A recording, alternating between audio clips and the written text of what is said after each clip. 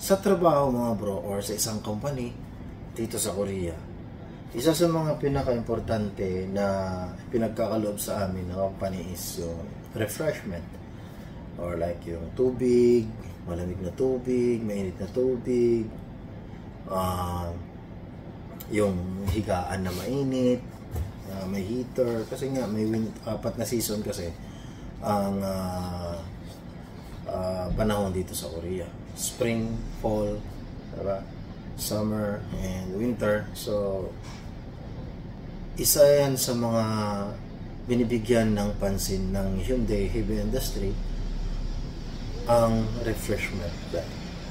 Dito, sari-sari pinaprovide ng company ang malamig na tubig. Merong portable na pwede kang kumuha ng yelo. At meron ding mainit na tubig para sa kape, malamig na tubig para sa...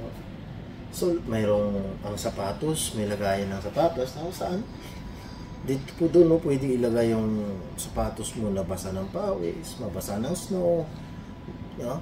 And then, ganun din sa damit. Pag basa ng pawis yung damit mo, meron ding lagayan na pinoprovide ang Hyundai Heavy Industry sa mga workers nila. So, ano ang ibig sabihin nun? Ang ibig sabihin nun is mahalaga sa company ang pangangailangan ng kanilang mga trabahante, ng kanilang mga workers. Binibigyan nila ng halaga ang mga kailangan sa mga simpleng bagay, sa mga damit na pangtrabaho. And every season, and pag nag-change ng panahon, ay iba-iba ang uniform na binibigay sa trabaho.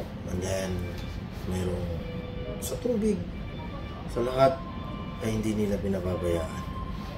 Ganon kahalaga sa Hyundai Heavy Industry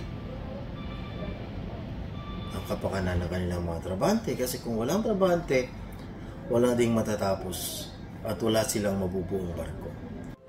Appreciation. Yan ang dahilan kung bakit yung mga simpleng bagay na to ay naipoprovide ng company sa kanyang mga workers. Kasi na-appreciate ng company kung gaano kahalaga at gaano ka-importante ang naiko-contribute ng mga workers sa pagpapatakbo ng company. Ganon din sa buhay natin, sa family natin. No? Minsan nakakaligtaan natin i-appreciate yung mga partner natin, yung mga kasama natin sa buhay. Kasi we focus on those things na ang akala natin yun ang kailangan din nila.